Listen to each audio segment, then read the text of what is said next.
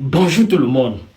Si je me permets de prendre la parole devant vous en ce jour, c'est pour apporter de la lumière sur tout ce qui se passe et tout ce qui se dit à mon sujet depuis plus d'une semaine. Hier, j'ai fait une sortie pour vous dire que j'étais recherché depuis 24 heures, mais je ne vous ai pas dit par qui j'étais recherché.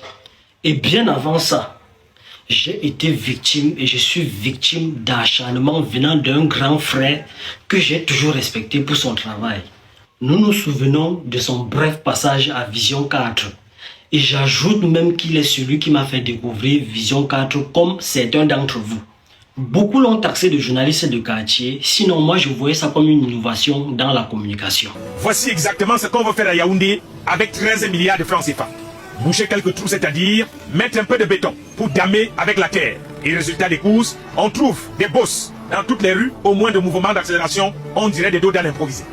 Depuis que le ministre de l'Habitat et du Développement urbain a réuni les maires de la ville de Yaoundé pour leur demander de trouver dans leur caisse 13 milliards de francs CFA pour boucher tous les nids de poules de la capitale, les étonnements viennent de partout. Soit le milliard s'acquiert désormais par un coup de billard, soit il faut faire de l'abolitionnisme sur le portefeuille de l'urbanisme. Bon, revenons au vif du sujet. Et je suis l'ami des milliardaires, je suis l'ami des chefs d'État, l'ami des oligarques. Je fais la propagande du RDPC, pour le moment c'est le RDPC qui contrôle le game. Comment je vais fuir? Il faut quand même être logique même dans vos commentaires. Un gars fait la propagande du RDPC, le RDPC est au pouvoir, et vous dites qu'il fuit. Qu'est-ce que je fuis?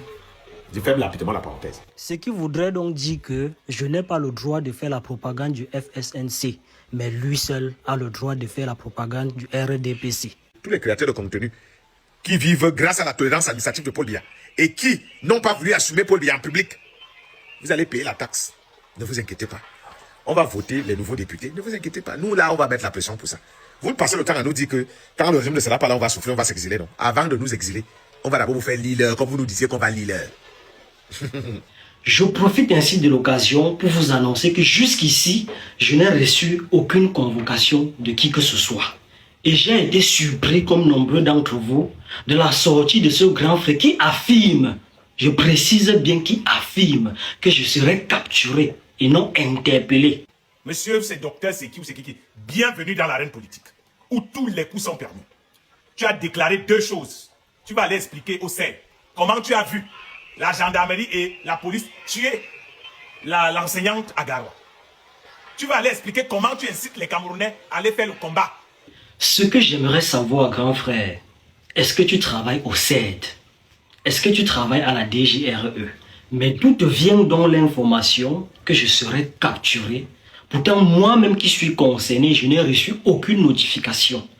Ou bien, c'est un kidnapping orchestré par toi-même. Dis-nous. Bon, admettons que je suis vraiment recherché par le CED ou la DGRE. Ne penses-tu pas que tu devrais être interpellé en premier pour avoir compromis les actions de l'État? Prenons un exemple simple. Tu as eu l'information, on ne sait pas quel moyen, de l'interpellation d'un kidnappeur en série. Et par la suite, tu prends ton téléphone, tu annonces à Mondio Vision qu'il est recherché. Ça veut dire que tu seras interpellé en premier pour avoir compromis les actions de l'État. Sauf si, d'après toi, la loi est réservée à une catégorie de personnes. Bon, revenons à ce qui me concerne. La journée du 21 novembre 2025, après tout ce qui s'était passé en journée, nous avons reçu des informations ici, là, sur les réseaux. Nous avons tous reçu des informations ici sur la plateforme que notre sœur avait été atteinte par une balle d'un gendarme du côté de Garoua. Raison pour laquelle j'avais posé cette question en tant que citoyen camerounais.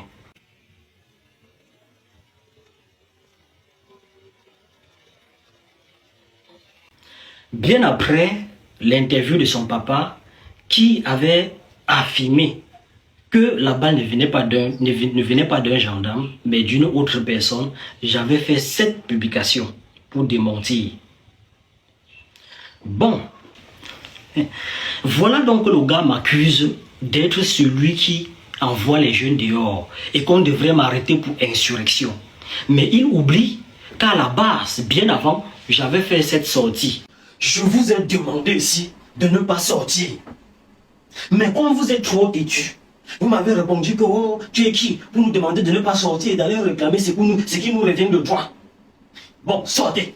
Non, sortez. Bon, mon frère journaliste, toi seul, tu sais là où tu allais chercher ceci. Tu as fait ta sortie, je n'ai pas répondu. Parce que toi seul sais où tu allais prendre ces informations. Parce que la page de Monsieur Sexy officiel ne reconnaît pas avoir fait cette sortie. Revenons encore sur cette publication. Regarde toi-même.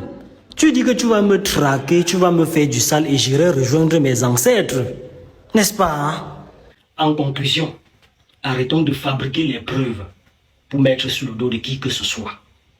Et je tiens également à notifier que je reste sur ma position.